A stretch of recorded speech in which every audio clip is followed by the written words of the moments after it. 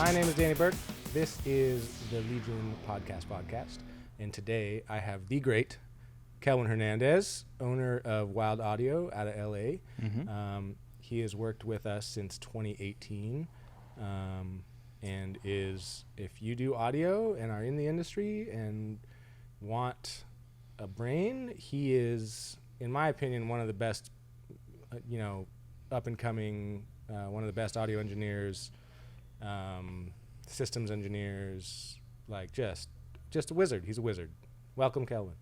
Thank you, Danny. It's really nice. Let's stick on that track. Tell us about your experience. So we hired you in 2018 Mm-hmm. out of a little club, and you were working on a CL5, and I remember being like, client was like, we're gonna use in-house audio, and I was like, that's a terrible idea. And then there was you, and I was like, all right, it's a press thing, so we gotta do this to the press, we gotta do that, and every single thing you were just like, yep, cool, yep, got that, yep, no problem, yep, cool, got that. And I was just like, this kid knows his shit, this kid's good. And fast forward now, 2024, list off some of the festivals you do. I do Coachella, Stagecoach. I forget some of the ones that happen at the Pasadena Rose Bowl, but Cruel World, Just Like Heaven. Most of the Los Angeles-based mainstream festivals. Some also that happen in Vegas when we were young, Lovers and Friends. So just like Sick New World. Mostly, a lot of the festival circuit in the U.S. Yeah, is mainly what I do. Pretty much I've done most except for Lollapalooza. That'd be fun. It'd be cool. Lollapalooza would be cool. Is there skateboarding in Lollapalooza? Is that a thing? I'm pretty sure skateboarding in all of them Fair to enough. a certain degree. So tell me, continue, like you run Wild Audio, you do, what do you, front of house engineer, monitors engineer? Yeah, front of house engineer, monitor engineer, system engineer, PA tech. Pretty much anything audio in the live realm. I'm capable of doing. Best consoles, like what do you prefer to work on? If I'm allowed to spec a console for a show, it will depend on the show whether I choose Allen and Heath D-Live or I will choose Digico Quantum Series, depending.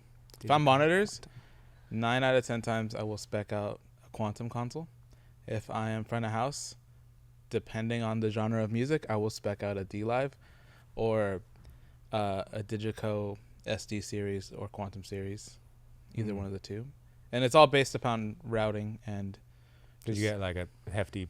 I'm sure, like, what's the stage box? I know Digico's stage box are like 96. 96K processing sample rate, but they're customizable for inputs and outputs.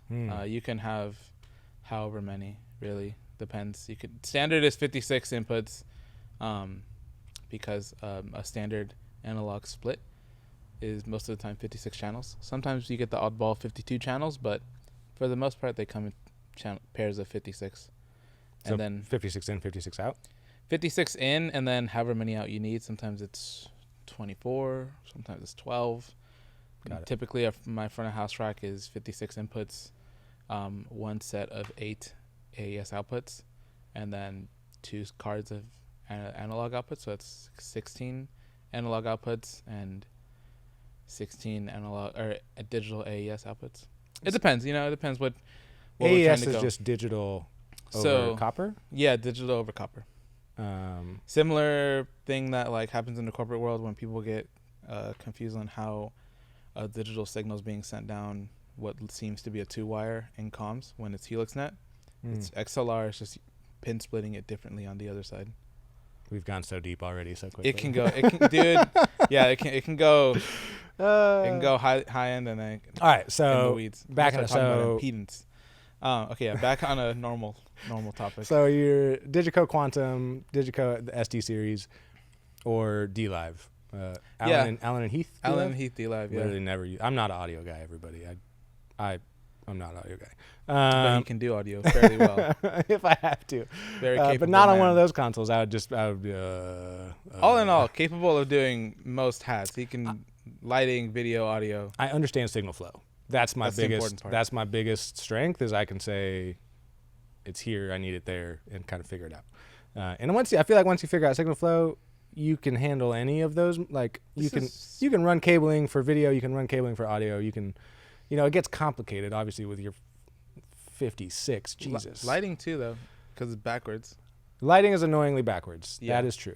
And also, like, I don't know, again, base level stuff. I know enough to be dangerous, but I know brake enough systems to run a lighting system backwards.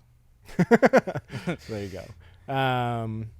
So doing most of the big festivals, I mean, working for most of the big production companies in LA, I would say.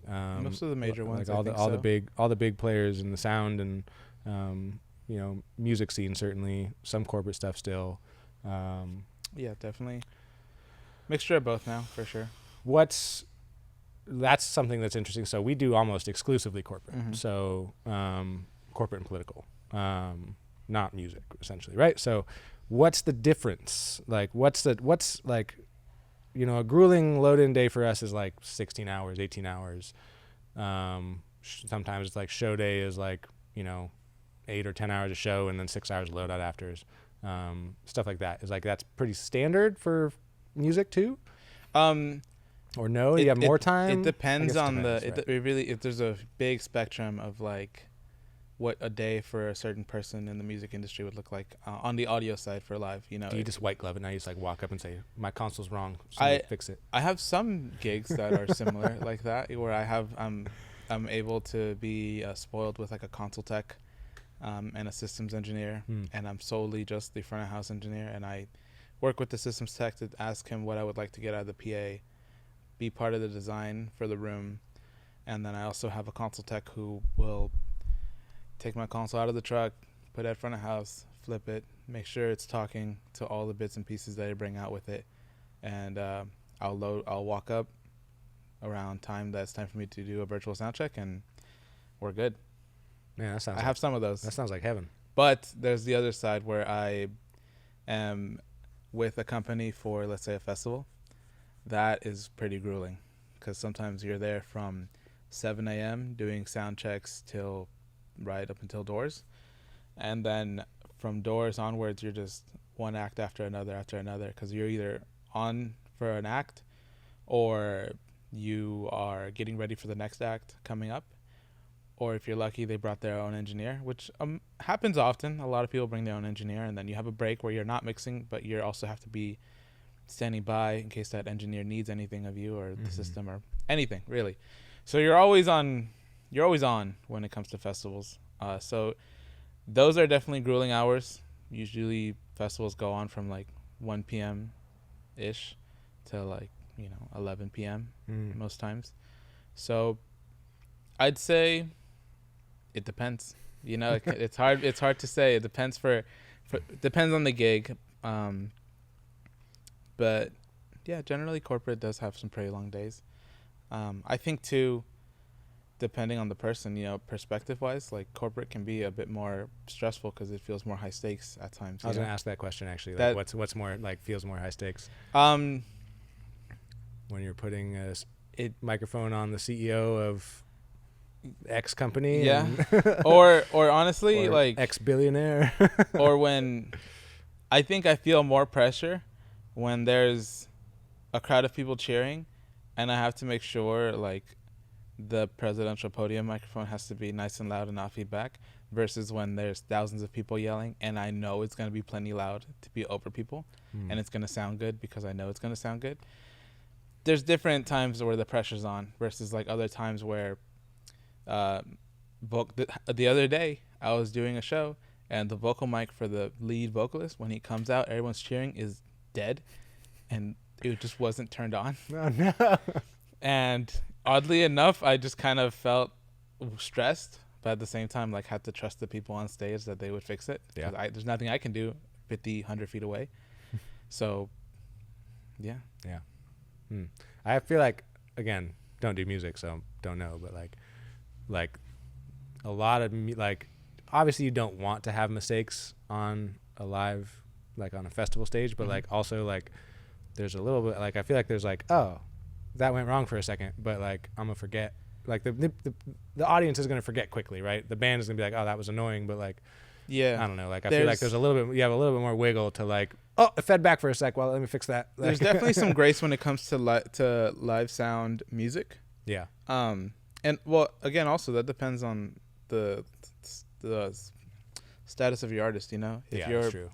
with an A-list artist who's in the top 3 in the world right now, That's and that thing squeals for a moment or any issues, really, it's pretty big mess up. Yeah. But I mean, same thing with like CEO of people who are in the Fortune 500 or, you know, like big companies is also really stressful because like you don't want to mess up in either realm.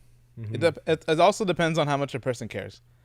Caring is a big deal, you know, like if you care a lot about what you're doing, like for me, the stress is the same for every show. Because you care, yeah.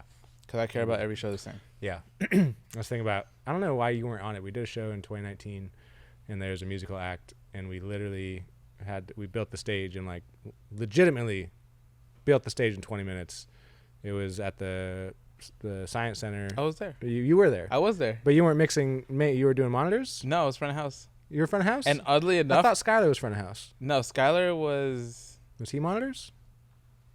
I thought Grant was there. Yeah, no, Skylar was monitors. Skylar's a monitor.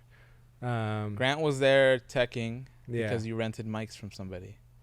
Or you rented wireless ears. I mean, this was a long time ago. It was a while ago. Probably didn't even own more than like 8 channels. But yeah, oddly enough, I remember that a lot. And I remember like the band part was the one that was the most calm to me. And I was more nervous when the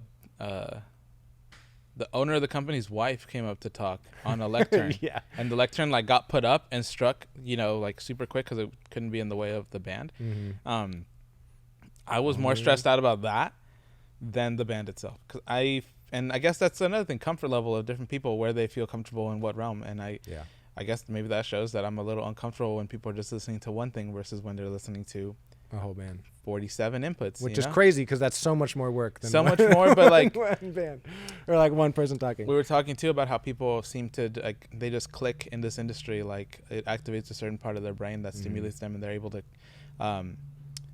learn things a lot quicker than some other folk.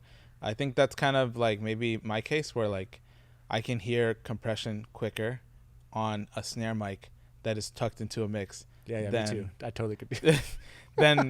than some, you know, some other thing. That I'm always keeping an ear out for compression. So, so you know, it's different on how people are like in tune to and like what they pick up on quicker. You want to know a secret that maybe you never knew? That whole concert set, the speaking engagement, I never went into the main room. Not once. That whole show. It was chaotic. I literally, like, you guys had it. I was doing all the other, like, load in and, like, the other areas.